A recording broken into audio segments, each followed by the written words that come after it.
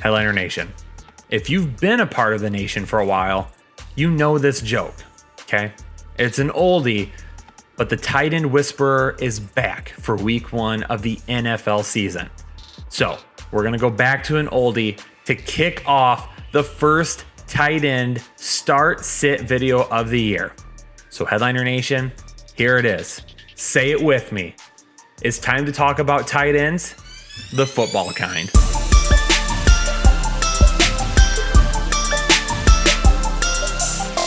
What's up, Headliner Nation? So excited. Back for the 2020 NFL regular season. The tight end whisperer is here. That's right. Y'all dubbed me the tight end whisperer last season. Absolutely love the nickname. It's back this year, and hopefully I'll be knocking out those tight ends. Oh, okay. Maybe I shouldn't say things like that on air. So anyway, let's continue. Let's get out of it. Y'all know what we do here with the start-sit videos, right? With the start-sit videos, we run through every single matchup, telling you the guys that we will start or sit, and a little bit about the matchup. Then we break it down a little bit more with the rankings videos later in the week. So if this doesn't quite help answer your question, don't you worry, there's more to come.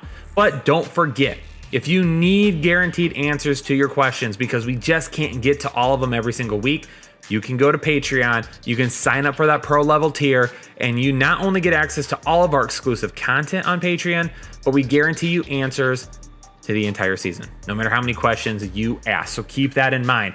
But ladies and gentlemen, it's time to roll into it. Let's talk about tight ends, the football kind, for the first time in the NFL season for 2020. All right, Houston and KC, the Thursday night matchup, opening of the season. Travis Kelce, boom, out the door. We're starting Travis Kelce, right? There's nothing else that I need to say there. If you own Travis Kelce, he's in your lineup. However, for Houston, that decision might be a little bit more difficult. Keep in mind, Kansas City was the worst team in terms of fantasy points against for tight ends last season. That's right. They gave up even more fantasy points than what the Arizona Cardinals did. And the Arizona Cardinals were giving up fantasy points to everybody and their grandmother. So for Kansas City, have they been able to tighten that up a little bit? If not, Darren Fells has a great chance at scoring a touchdown this week. And if you're a tight end in the league and you score a touchdown, you've basically locked yourself in to tight end 1 status for the week. So Darren Fells is kind of my sneaky pick for this week to score a touchdown. For Jordan Akins, he's the guy that might get on the field a little bit. Those two went back and forth quite a bit last season. One might have a big week and the other one might have a big week, but Darren Fells was the guy that was a little bit more consistent. And at one point last season, he was even the tight end 6. So keep an eye on him this week, especially if Kansas City hasn't been able to tighten up that tight end defense from last year. For Zach Ertz, he's definitely going to be a start for me this week against Washington. However, for Dallas Goedert, I've been here and been hurt far too many times in the past. It seems like every year we're using a late round pick on Dallas Goedert in the hopes that he takes over as the tight end 1 for Zach Ertz. And guess what? It never happens. Even there's some matchups where we're like, Goddard and Ertz can produce together. Well, if there's going to be a matchup, it's going to be this matchup. And I still can't bring myself to do it. Ertz is going to see a ton of volume this week, and he might end up being the number 1 target for Carson Wentz. You would think that with all the injuries they have at wide receiver, Dallas Goedert is going to end up seeing quite a bit this week, but they're going to have to go some 12 personnel, and I don't know if they're going to do that and how often they will do that.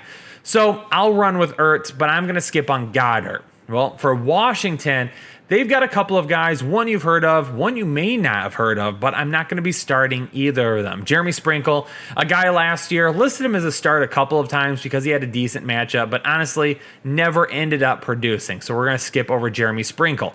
Logan Thomas is a converted quarterback that has won that tight end 1 job, though, this year. How much are we going to see from him in week 1? That's to be seen, and that's why I have both Sprinkle and Logan Thomas listed, because you could see them split a lot of snaps in week 1, just as Logan Thomas kind of gets back in and gets familiar with this position, and then maybe we see that tick up a little bit throughout the season. But he's an athletic freak that, if he has a good game, it could end up happening, but I'm not going to be betting my week 1 matchup with Logan Thomas at tight end. Mike Gesicki was my kryptonite last season.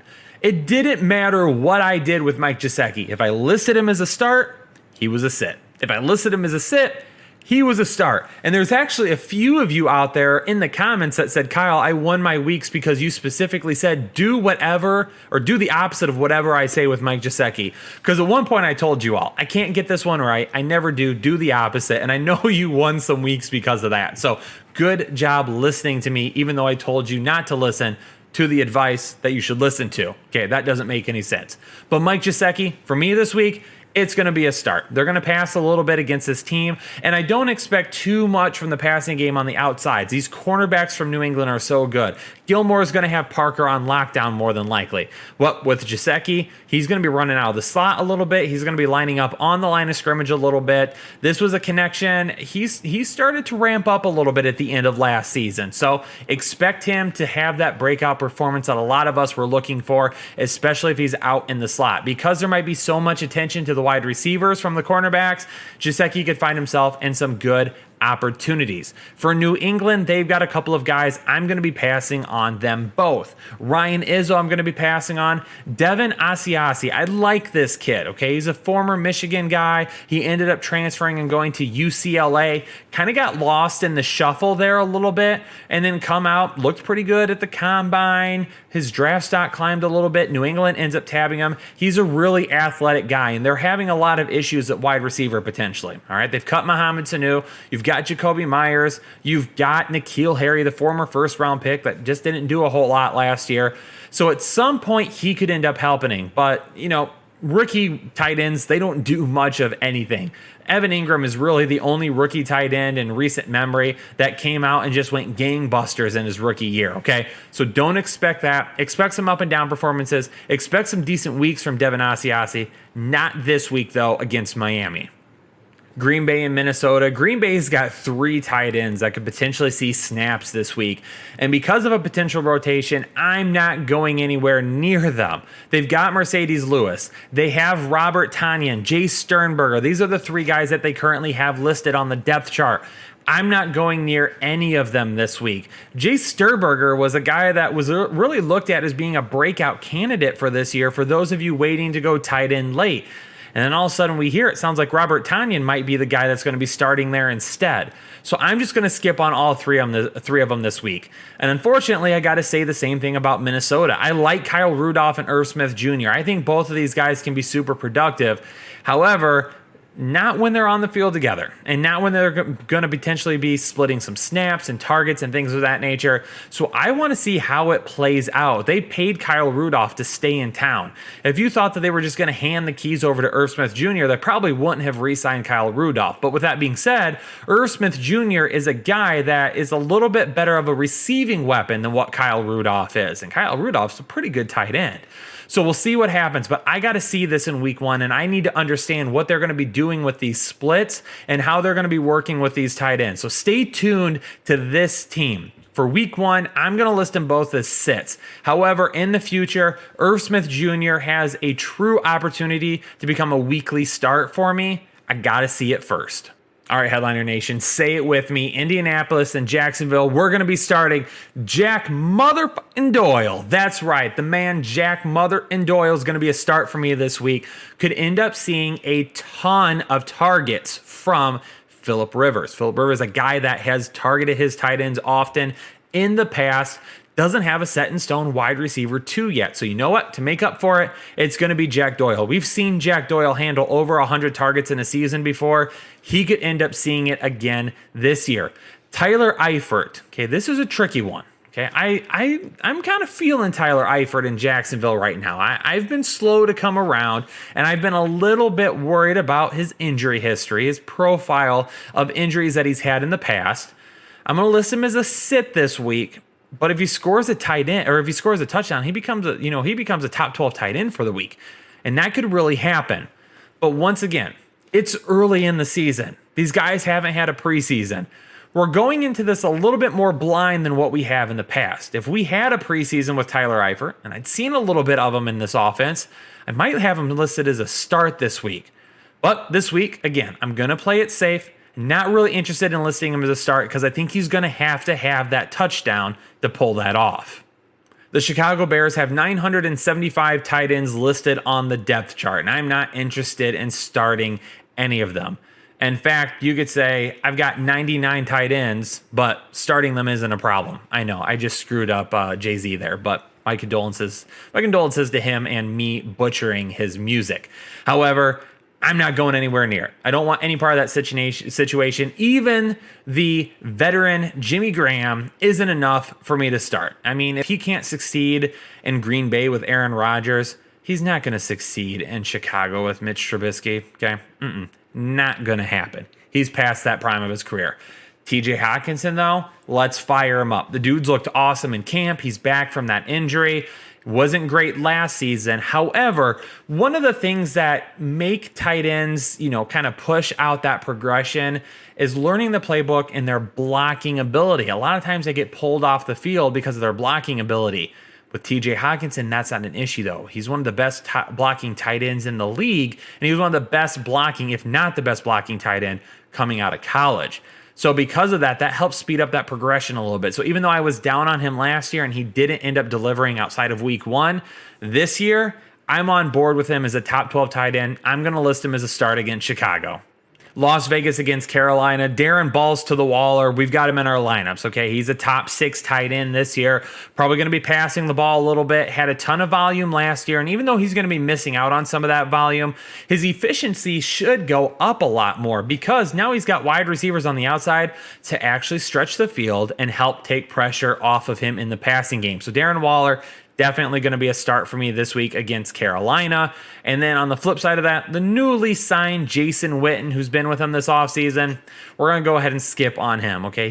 He's there as a backup option. He might be playing a little bit, but Darren Balls to the Waller is still the guy at the tight end position for Las Vegas.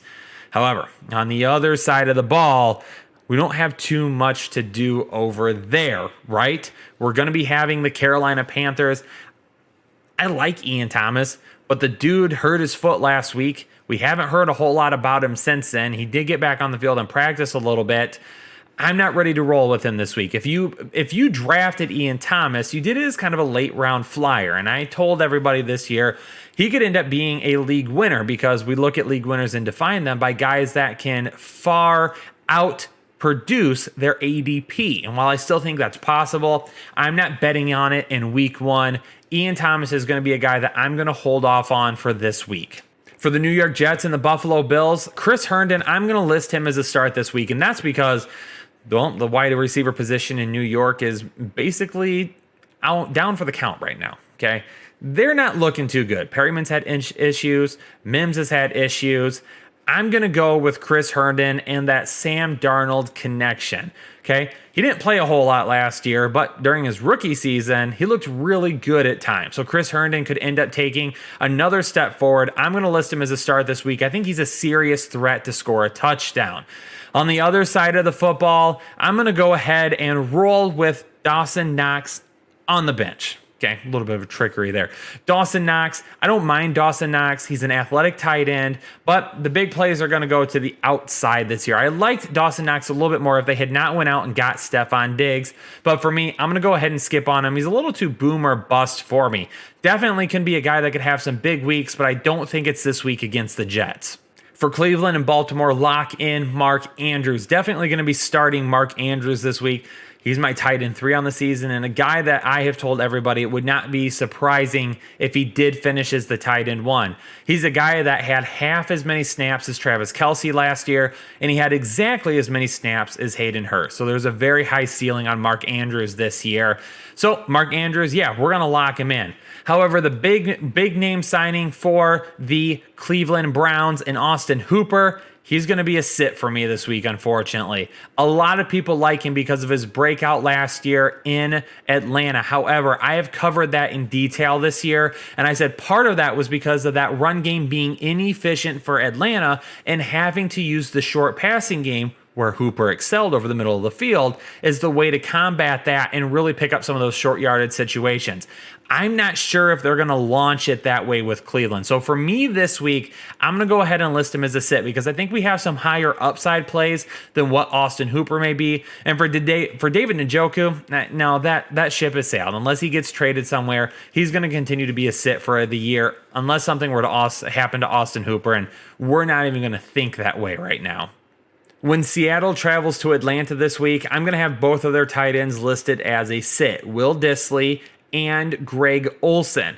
Now, I expect one of those guys to potentially end up taking over as the tight end and really having a decent year. However, who is that going to be? I think Greg Olsen was brought in because they weren't sure if Will Dissly was going to be healthy to start the year. However, it looks like he's going to be just fine, and at some point, Will Dissly will probably end up taking over as the tight end one, but I think we see a lot of snaps that are going to be shared to begin the season. So for them, I'm out on them right now. For Hayden Hurst, okay, Hayden Hurst owners, I know a lot of you drafted him with high expectations this season, but like I just mentioned with Austin Hooper, part of the reason for his breakout last season was an inefficient run game that caused them to have to pass the ball on short yardage situation to the middle of the field where Austin Hooper excelled. I don't think Atlanta's going to have to do that this year. This is a new offense that has two major receiving threats on the outside already. I want to see some from Hayden Hurst. I want to see this happen before I start buying into him. If you drafted him as your tight end one and you don't have anybody else this week, then you got to start him. But I'm going to be honest with you. If Jonnu Smith is sitting out there on your waiver wire still, I'm picking up Jonnu Smith and I'm playing him over Hayden Hurst this week. That is tight end whisperer stamped and approved. Okay, let me see it first, Atlanta. I know you invested in him, but I want to see you actually use him and make him a main part of the passing game before I'm excited to start him on a weekly basis. Well, you know, when the LA Chargers pop up, we're going to be starting Hunter Henry, okay? If Hunter Henry is healthy, you start him. One of the reasons this year, Ty God Taylor. We know Ty God Taylor loves going to his tight ends. His 3 years as a starter in Buffalo, Charles Clay was his main target. We're going to be going back to Hunter Henry early and often this year, a dude that has big playability and can score from really anywhere on the field.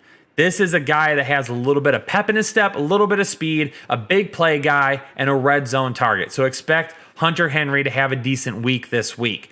On the flip side of that, though, no. We're going to go ahead and stay away from, let me hear it, CJ, who's your mama? That's right. That's what we call him. CJ, who's your mama? If you've been around, you already know that's the nickname. We're sticking with it. CJ, who's your mama? There's too many receiving options there. You've got Joe Mixon. You've got AJ Green. You've got Tyler Boyd. You've got 1,800 other wide receivers on the roster that can make a difference. So CJ, who's your mama? Unfortunately, I just don't see him being much of a difference maker. If I would have bet you $100 before this slide popped up telling you that Max Williams is the tight end for Arizona, you probably wouldn't have been able to name who their starting tight end was. Max Williams, honestly, he's a non-factor. The tight end position hasn't really been in Arizona for a while now, and in this offense with Cliff Kingsbury, because of the wide receivers that they have, it's not going to be a position that's going to be utilized often, so he's a sit.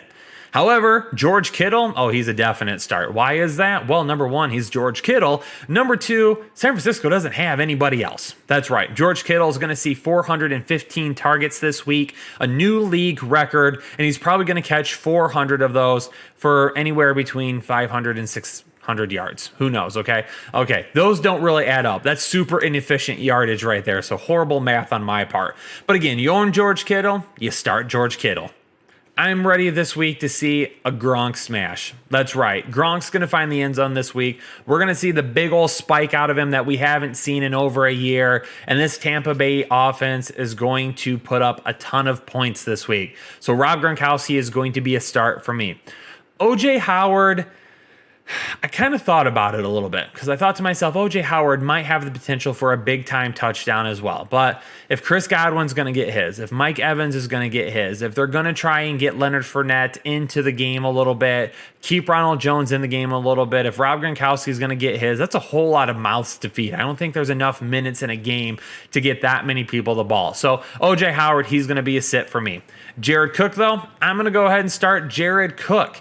Definitely a guy that had a connection with Drew Brees at the end of last season. The beginning of the season, didn't start out that great. But as the season progressed, they got more and more comfortable with each other. Expect him to pick up where he left off from 2019 here in 2020.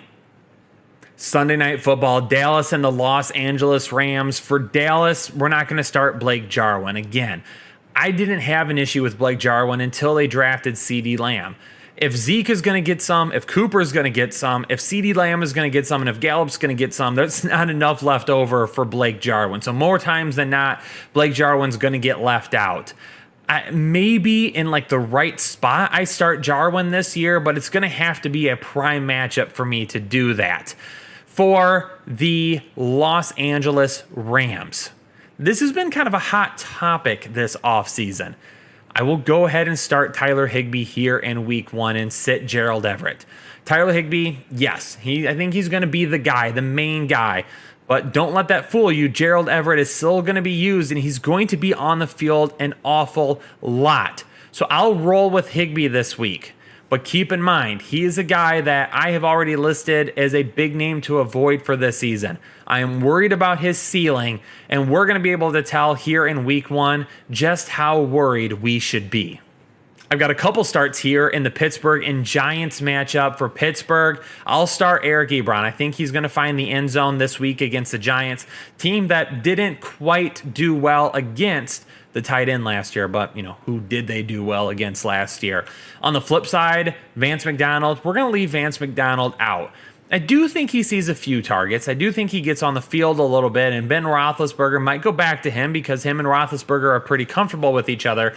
But I don't see him having a big play like Ebron might have. Again, Ebron has that touchdown upside. And if you've got a tight end with touchdown upside, typically you're going to start them on a weekly basis because those are guys that have the chance to be tight end ones every single week. Basically, you score, you lock into a tight end 1 status.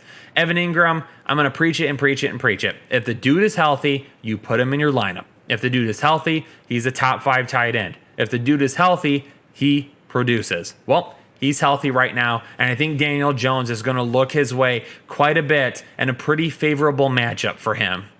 The last match of the week, Tennessee at Denver. And I'm going to tell you what, Jonnu Smith, I'm excited for him this week. So excited that he is my Manscaped must-start tight end of the week.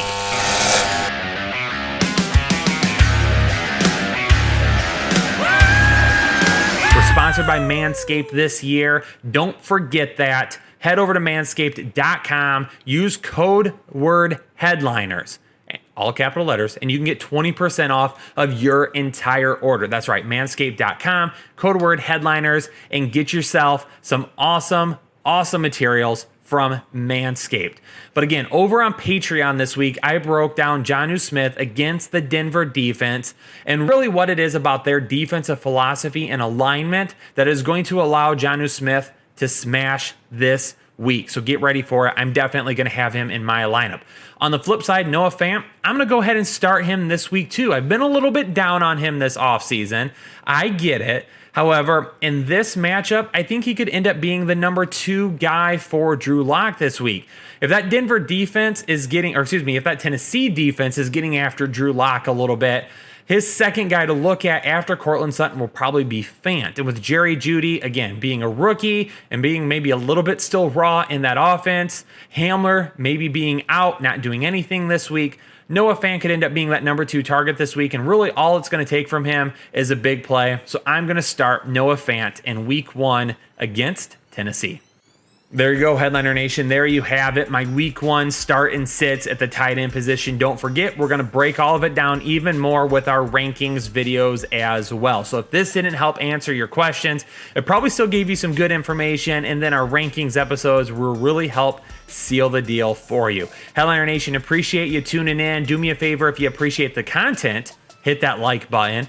If you got questions, leave a comment. We'll try to get to as many as we possibly can throughout the week. And also, if you're new to the Fantasy Headliners, hit that subscribe button and become a part of Headliner Nation today. Hope you all are staying safe and staying healthy. I'll catch you on the next episode of the Fantasy Headliners.